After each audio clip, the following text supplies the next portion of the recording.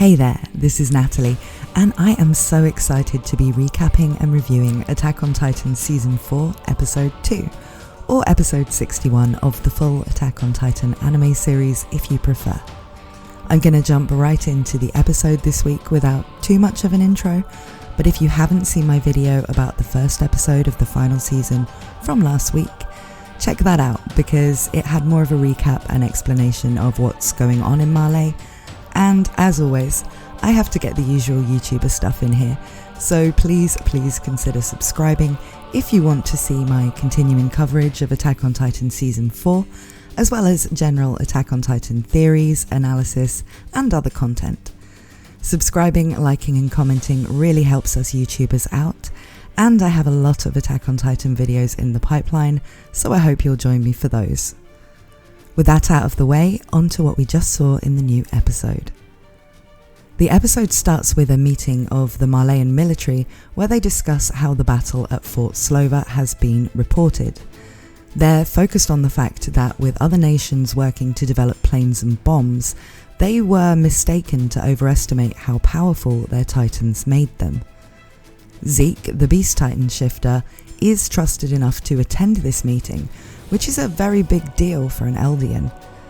He gets this kind of treatment not only because of his achievements as a Titan shifter, but because of selling out his parents, Grisha and Dina, in the past.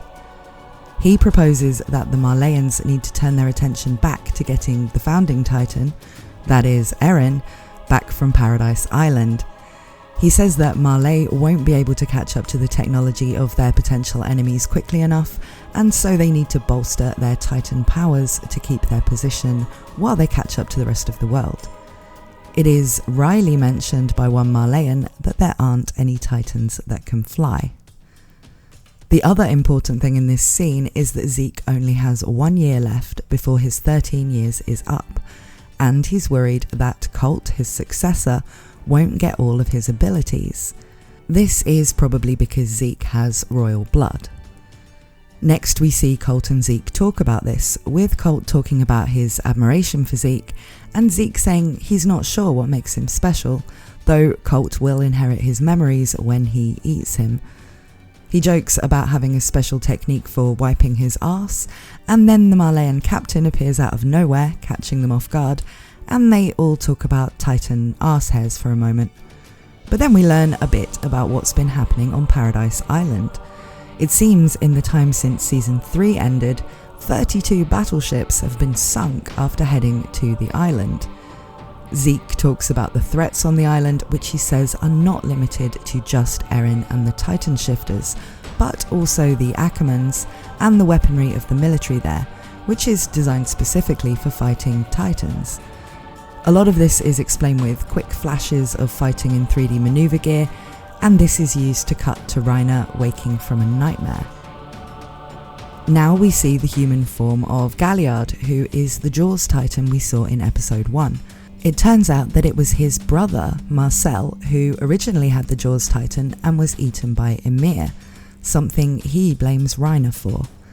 Galliard seems to think he should have inherited the Armoured Titan 9 years ago instead of Reiner too. He talks about seeing Ymir's memories and asks about the way Reiner acted in those memories with the other recruits on Paradis Island. Then we get a quick look at the human form of the Cart Titan, a girl named Pieck. She's using a crutch because she spent so long in her quadruped form that she forgot how to walk normally. At this point, we've seen the human forms of all of the shifters we've seen so far, and we're getting to know a bit about their dynamic. Galliard and Pieck seem close, but Galliard also seems to harbour a lot of resentment towards Reiner. Next, we go back to the 4 warrior candidates we met in Episode 1, Gabi, Udo, Falco and Zofia. They talk a bit about the state of the world post-battle, but are then distracted by Reiner appearing. Gabi especially seems close to him, but he gives all of them a little hedopato. They're due to head back to their home, a city called Liberio, and want to explore the town before the train leaves. As the 4 younger kids walk away, Reiner gets a flashback to his own generation of warrior candidates, including Annie and Berthold, leaving him behind. Now we see them on the train home, Colt is getting drunk and praising Gabi, but the important conversation is between Reiner and Falco. They talk about Gabi, and Falco says that he doesn't want her to inherit the Armoured Titan because of the fact she would die at the age of 27 if she did, if not before. He asks Reiner if he's okay with that. Reiner reacts by reminding Falco of how dangerous it is to say such things, that he and his family would be turned into Titans as punishment if Reiner reported that Falco had questioned the honour of being chosen to inherit one of the 9 Titan Shifter powers. In doing this, he basically leads Falco into saying that he wishes to be the Armoured Titan, and Reiner tells him that he must achieve it, that he must save Gabi. This, combined with Falco's thoughts during the next scene as everybody's reunited with their families after reaching Liberio, as he watches Reiner and wonders if he can trust him, reveals that Falco actually wants to save the other Eldians from the fate of being used as Titan weapons, and now he's not sure whether Reiner feels the same way. It seems like it's hard for him to tell if he can trust that Reiner thinks as he does, or whether he just wants Falco to take Gabi's place because he's close to Gabi. As the families get together, and it seems that Reiner and Gabi are actually cousins, Falco slips off as he's seen some wounded men. He's told that they have PTSD after digging trenches, and a guy makes a loud sound that freaks them out, before laughing at them. This upsets Falco, who tries to help the distressed veterans, telling one man he doesn't have to fight anymore. Again, this really shows that Falco finds the plight of the Eldians fighting for Marley especially unsettling, compared with those around him who seem to have accepted it as a reality they can't change. This is hammered home in the next scene, as Gabi tells the story of how she took out the train to her family, and her Aunt Karina, Reiner's mother, talks a lot about how much she hates the bad Eldians on Paradis Island. Gabi's dad asks Reiner what it was like living among them, and the next bit of dialogue is possibly my favourite part of the episode, with Reiner recounting the story of Sasha and the stolen potato in a grim tone while ominous music plays and the camera slowly zooms in on him. He also references others from the 104th Training Corps, Connie, Jean, and of course Eren, Mikasa and Armin, before saying that being there was a living hell. Only Gabi seems to notice how contradictory what he's saying the people were like is with his tone, asking for reassurances that they really are all bad people. We see Gabi and Reiner talking again outside, and she says she always gets the impression he's lying about that sort of stuff. She doesn't know the truth, but she thinks her aunt does. Then, after all of these scenes, which really focused on letting us get to know the characters on the side fighting for Marley, which definitely gave this episode a more low-key feel than the action and drama of episode 1, but which was really needed at this point so we can get invested in these people the story's currently centering around. We get a scene with Zeke discussing the plans to return to take Paradis Island and reclaim the founding Titan within a year, with the other Titan shifters.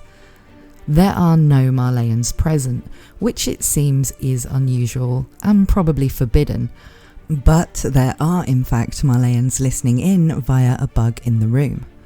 However, these guys seem to have no issue with anything Zeke is saying, though they do suspect he may know the room is bugged and is tipping off the others in the meeting that they can't speak freely.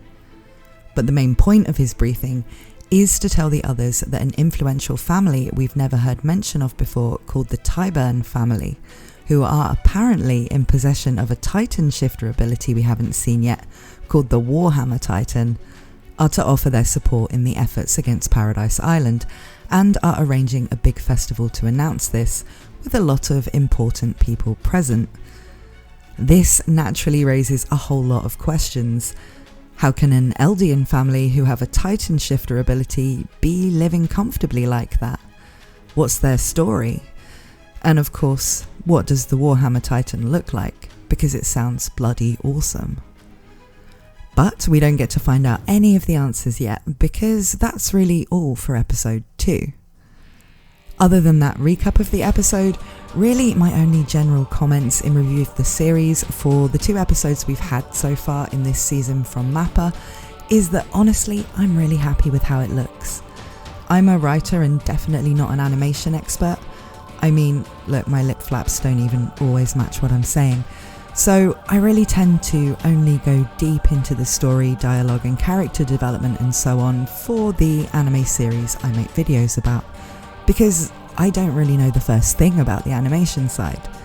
And so usually when I see people discussing whether or not a series looks better or worse than a previous season, or than they were hoping for from the source material, I don't really have much to add to the conversation, because all I can really say is whether I personally thought it looked nice. And so I'm just assuming everybody critiquing the CGI and the other aspects of the visual presentation since Attack on Titan went over to Studio MAPPA probably has some good points.